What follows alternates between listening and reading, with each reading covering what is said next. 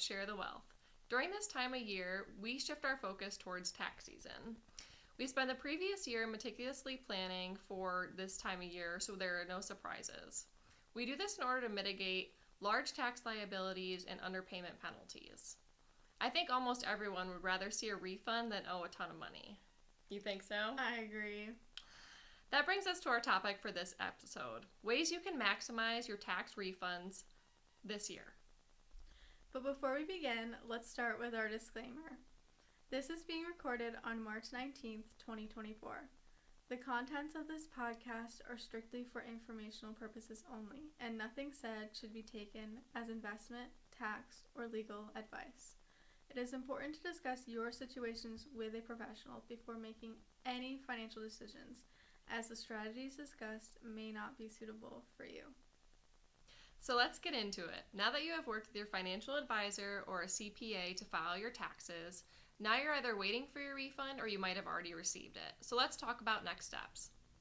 First thing to keep in mind is to prioritize your needs versus wants.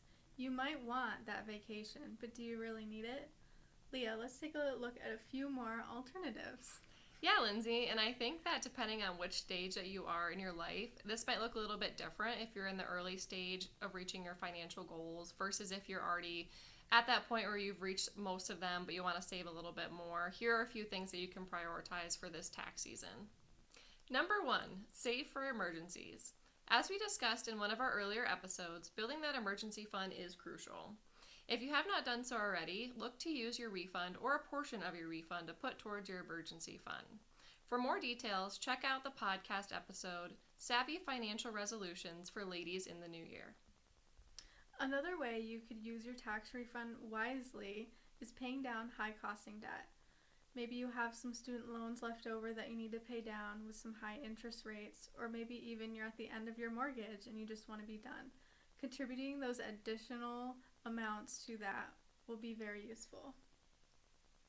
Another way that you can use your tax refund is by investing in your career, building, and education. If you have just began your career and you're looking to get that promotion, it might require a little bit more training or education. Using your funds towards building your career is a great way to use your tax refund. Another great way to use your tax refund is towards your retirement dream. Maybe you're just starting out and opening a Roth to contribute towards that retirement dream, or perhaps maybe you are already retired and want to put that money towards investing in a new retirement home. Whatever the case is, this is a great option to take. As Lyndsey began mentioning, if you have retired, you might be thinking, what's next? Oftentimes, retirees plan to travel or travel more. This usually comes with traveling to the same area multiple times.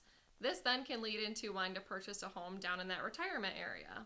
Using your tax refund to help purchase this retirement home is a great way to do that. Another fun way to use your tax refund is to spruce up your own home.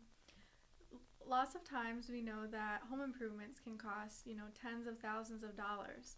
Maybe you're dreaming of that new kitchen that you want to put in. Using this to remodel could be a fun way to use your tax refund. As I mentioned before, depending on which stage of life that you're in, your refund might be used for different purposes. For example, if you have childcare expenses this year, maybe you have little ones at home or you have grandchildren, using your tax refund to get ahead on some of those expenses might be advantageous for you and your family. As we are on the topic of discussing financial planning for families, another way to use your tax refund this tax season is by contributing to a 529 for those little ones. Maybe it's your grandchildren, maybe it's your children. This could be a great opportunity. What do you think, Lyndsey? Yeah, this is a really great opportunity. You can use this money down the line for expenses such as tuition, housing, books. There's a whole list, you name it. If you don't, however, use all of the money moving forward, there is a new rule where you can roll that money into a Roth IRA. But again, that's way down the line and something that we'll cover in future episodes. Yeah, but how great is that? So now you have it, a couple of great options to use your tax refund this tax season. However, no matter which option that you choose to spend your tax refund, make sure you're always looking towards the future. Use your refund on something meaningful towards you. There is a rule of thumb that you are always allowed to use 10% of your refund towards yourself, whether that's investing in say, a spa day, escrowing into an account for maybe a year down the line. Yeah, going to try that new restaurant, as Lyndsey mentioned, a new spa day, buying some new candles, maybe cozying up with a good book. Or maybe even picking up a local bottle of wine to just go home and sit near the couch. Yeah, all great options. We hope you enjoyed this episode and stay tuned for the next. And as always, Don't forget, share the wealth.